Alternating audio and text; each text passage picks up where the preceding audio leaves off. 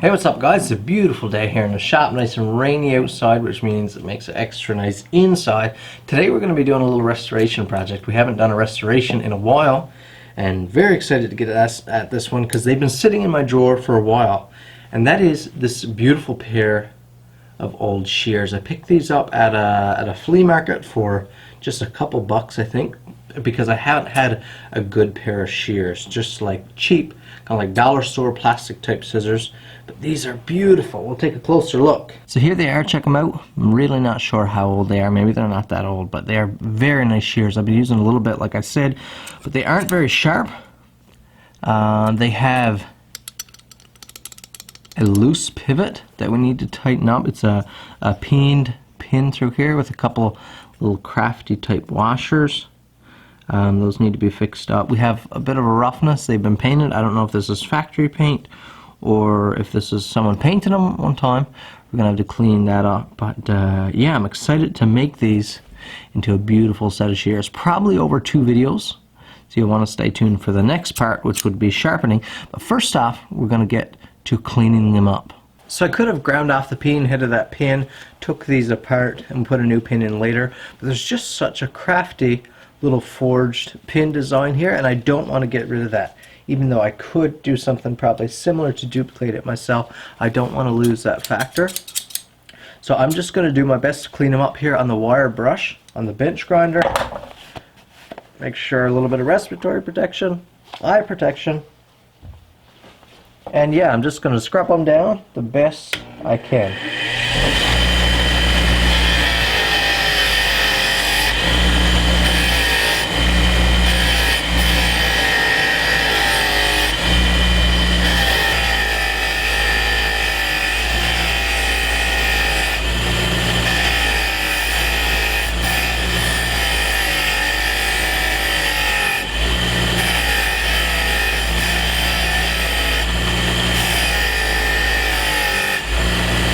Just check out that beautiful finish we have there now. Just a lovely patinaed finish. Now I can tell, especially after cleaning these up, that these were cast. These were cast and then ground to finish, the blades. And you can still see some of those grind marks. It's pretty cool. But those handles, because of that, have little casting marks and little bits of hang-ups and stuff. Let's see if I can show you something there. You see right around there. Around inside there as well. So that would be from the casting mold, little leftover bits of slag and stuff. So what I'm gonna do is take the files, take some files and just clean that up.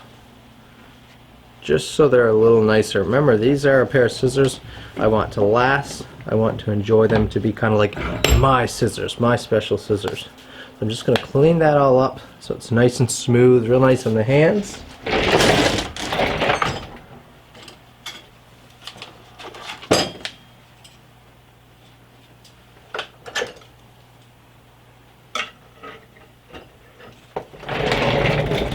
Because if they're my scissors, I can do just that.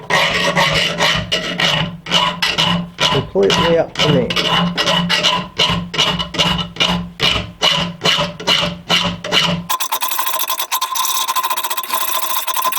Okay, this is where we're at right now, and I am very happy with it. You can see some of those filing marks, but they don't really stand out much. They'll patina really quick and easily, I'm sure. But they are so smooth now. Check out the insides of those handholds, and they just feel so much more comfortable on the hands, which you want, especially if you're trying to cut something real challenging like 6-ounce leather where you really have to be working your scissors. You don't want to have edges that are cutting into your hands and tearing up your knuckles. So that's just beautiful. Really, really happy with it. And I just refined a pair of kind of like rough shears into something much nicer for me. Now I've got to address that pivot. So just take a look there at what we have. We have a head on this side which is made onto the pin, and check out how they've flared out the head of that pin.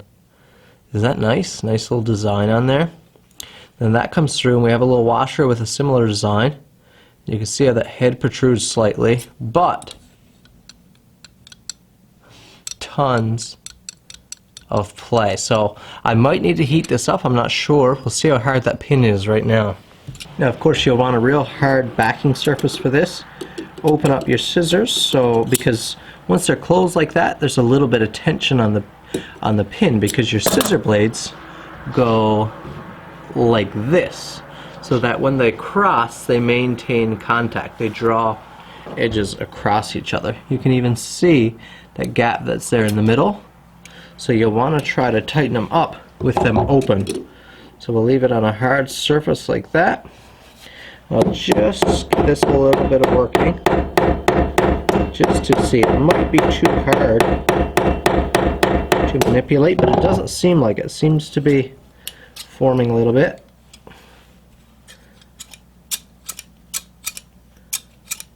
I just took quite a bit of play out of those. Now we may not want, so you want to keep testing your scissors, we may not want every bit of play out of there, because they're probably going to be too tight to move then.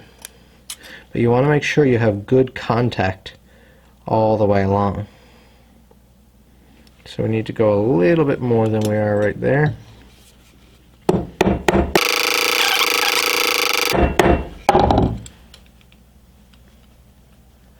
So most of that play is gone there now.